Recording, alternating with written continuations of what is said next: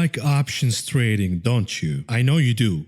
And I will teach you in this video how to become even better at options trading. You see, since the start of the pandemic in America, a lot of people found themselves staying at home, working from home with a lot of time on their hand and nothing to do. Furthermore, there is no sports to watch, and most importantly, there is no sport to gamble on. So what happened is Americans discovered options trading, aka the poor's man way to become rich, or the poor's man's way to become even poorer. This is what we are trying to avoid here. And the purpose of this video is to sharpen your skills and take it from beginner to intermediate. And then maybe in the future, we'll make some videos to teach you how to become advanced at options trading. Because yes, you can be a full-time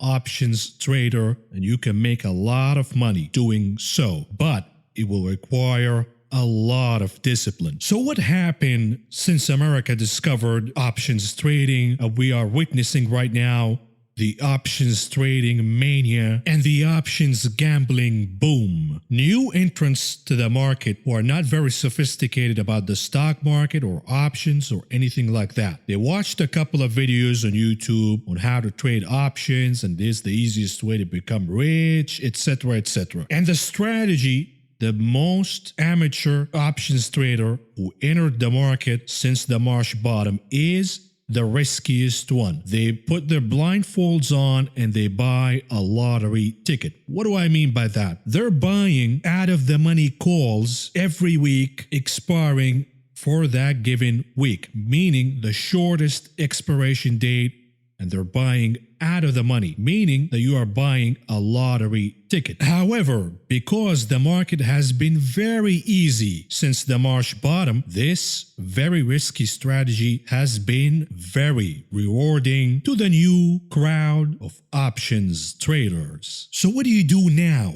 You'll say, I'll keep doing what I'm doing because the market is easy and it will stay easy, right? Wrong. Easier markets are always followed by harder ones. And once we are done with the vaccine optimism and the stimulus optimism and the cocaine optimism, the market will become harder because corporate earnings and fundamentals will take center stage once again. So you better start learning more sophisticated options trading strategy, or else you'll find yourself in the future that you just wasted your time in 2020. You created all these quote-unquote gains and then you lost it all. We don't want to do that. We're trying to avoid it. So today we will discuss my favorite options trading strategy, calendar spreads. What are calendar spreads? It is very simple. Basically, you buy a call or a put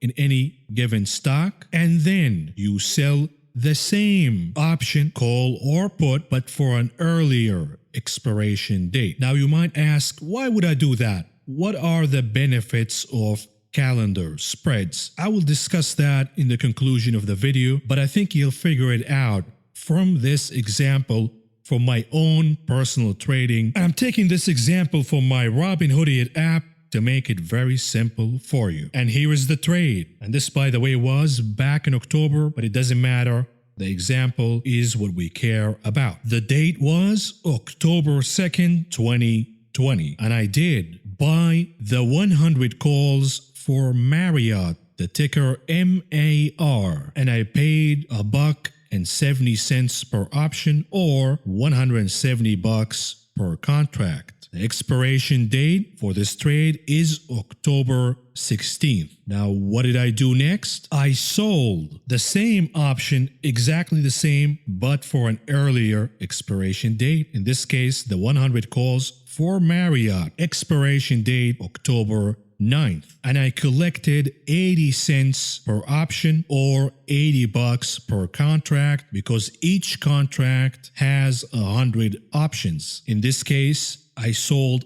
50 contracts because I did buy 50 contracts for the other leg. And just for the technical names here, the option that you bought is usually called the long leg, and the option that you sold is called the short leg. But because of the confusion of long and short in stocks trading, we will call it the buy leg. This is the leg that I paid $170 per contract for, expiration date October 16th. And then the sell leg, which is the leg you're looking at right now that I sold for 80 cents per option, or $80 per contract. And what does that do? All in all, I paid $170 and I collected $80 per contract. All in all, my cost for this trade is 90 cents per option, or $90 per contract. And here is an illustration what the trade looks like to simplify it for your visualization. You see that the trade started on October 2nd, and we do have two expiration dates here. October 9th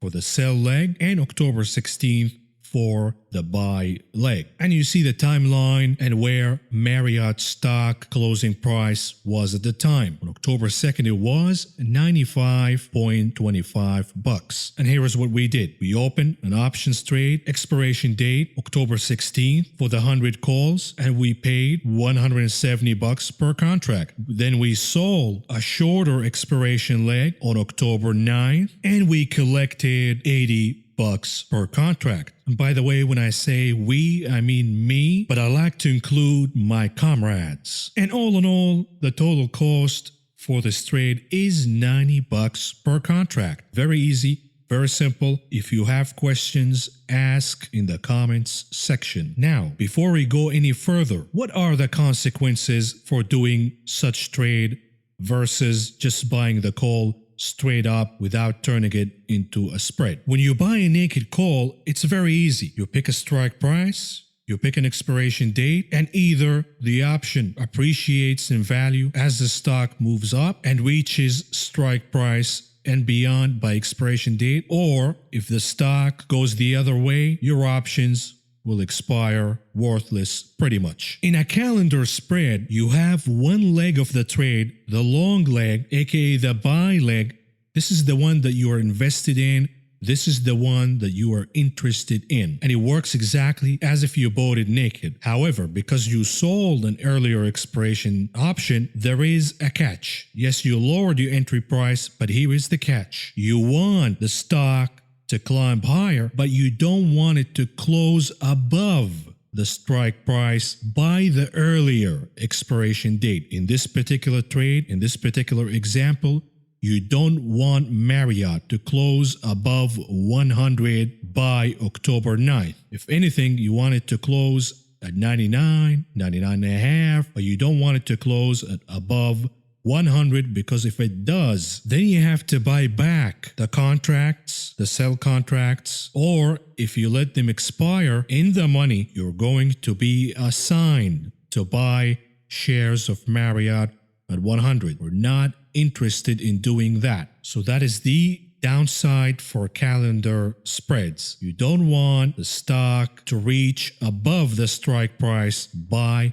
the first expiration date. You want it to get close to that number, but close below it. And then once the sell leg expires worthless, you don't mind. You want the stock to go to the moon, because every gain above the strike price from that point on, you'll be able to collect that profit without any obligations. And of course, if you haven't figured it out already, what is the upside for doing calendar spreads? You're lowering your entry price and you are maximizing the potential for profits. And here is how this trade ended up going. By October 9th, the expiration date for the sell leg, Marriott climbed all the way to the price of 99.26 cents. That was the closing price on October 9th. Now, what happens in this case? The sell leg, since the stock closed below the strike price of 100,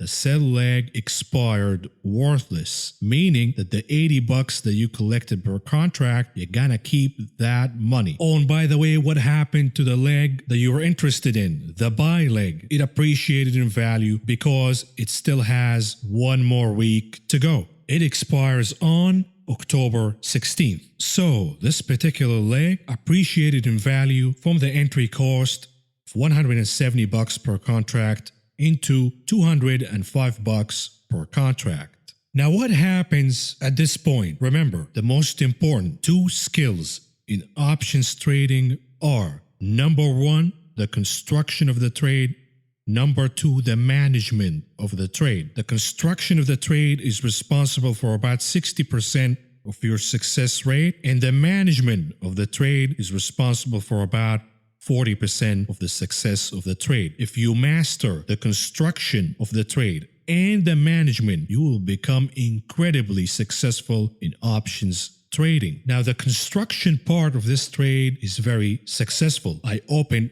a calendar spread. That was the construction. And now we are October 9th and the sell leg expired worthless as the goal of this trade intended to, meaning that the construction part of the trade is done and is successful. Now comes the management part. You got two options right now. Remember, we are at October 9th, very close to the closing bell. The stock is trading under 100. The leg that you sold will expire worthless, and now you're sitting on $205 per contract. What do? The two options are: you can close the buy leg early and you book the $205 per contract, or you can let it ride all the way to expiration date. But remember, the risk is if the stock closes under 100 by October 16th, the option will also expire worthless. You don't want to get into that position. Matter of fact, for the trade to become profitable, remember your entry cost is $90 per contract or 90 cents per option. So you want Marriott to close above 101 by October 16th for your trade to become profitable. So what do? Do you book the 205 per contract, or you roll the dice, let it ride, and to the moon, bro? Me, I'm not greedy. I hit the cha-ching button and I booked the $205 per contract. And what do you know? Fast forward, greed is not good, because Marriott closed at $97.76 per share, meaning under the 100 strike price, which could have made my buy leg expire worthless. So I did the right decision by not being greedy and locking my profits. So let's conclude here. What is the number one benefit of doing a calendar spread versus just buying straight up naked call or put options? Here it is. Had I bought the naked 100 calls for Marriott expiring October 16th, assuming that I closed them on October 9th and didn't let them expire worthless on October 16th, my profit would have been only 20%. Meanwhile, because I did it via calendar spread and I lowered my entry cost from $170 per contract to $90 per contract, my profits went to 128% instead. So I more than doubled my investment because I did a calendar spread instead of a naked trade. And think about it like this. On October 2nd, I was bullish for a short-term run in Marriott, and my target was $100. I could have bought the 100 calls expiring October 9th and paid 80 cents per option, but now I have only 1 week for the trade to work. That is a very short amount of time. What if I told you for 10 cents extra, you can buy the same call, the same strike price, and get an extra week for the trade to work? That is the main purpose of calendar spreads. You're paying just a little bit, tiny bit extra, but you're buying more time for your trade idea to work. Now, the last thing to note here on calendar spreads, let's go back to the Marriott example. Suppose on October 9th, Marriott exploded higher and went all the way to 105. Now my sell leg is worth $5 per option or $500 per contract. That is the intrinsic value. And the intrinsic value for the buy leg, the one that will expire October 16th, is the same thing, $500 per contract. But options pricing is determined via the intrinsic value plus the time value. So the difference between the buy and sell leg will be only the time value. Here's my advice. If you find yourself in this situation, don't be a Weisenheimer and buy back the sell leg to close it, and you let the dice roll for the longer leg expiring October 16th, because you will risk turning this trade into a massive loss if Marriott for some reason decides to collapse during the week of October 16th. Not only you paid $90 per contract, but you also bought the sell leg back for $500 per contract, and now comes October 16th, some bad news happened about Marriott. It went back to 98, 99, and now your buy leg is going to expire worthless. You don't want to put yourself in this situation. The whole purpose of a calendar spread is for the shorter leg, the sell leg, to expire worthless or very slightly in the money, so it will cost you less than what you collected from to begin with. If the stock explode way in the money, then the whole purpose of the calendar spread became scrambled eggs. There is no point here to continue. You close both legs and you collect the time value difference, and that is it. So again, to summarize, calendar spreads, number one, will reduce your risk by doing two things: giving you extra time for the trade to work and lowering your entry price. However, the downside is if the stock reaches your target and beyond earlier than you expect.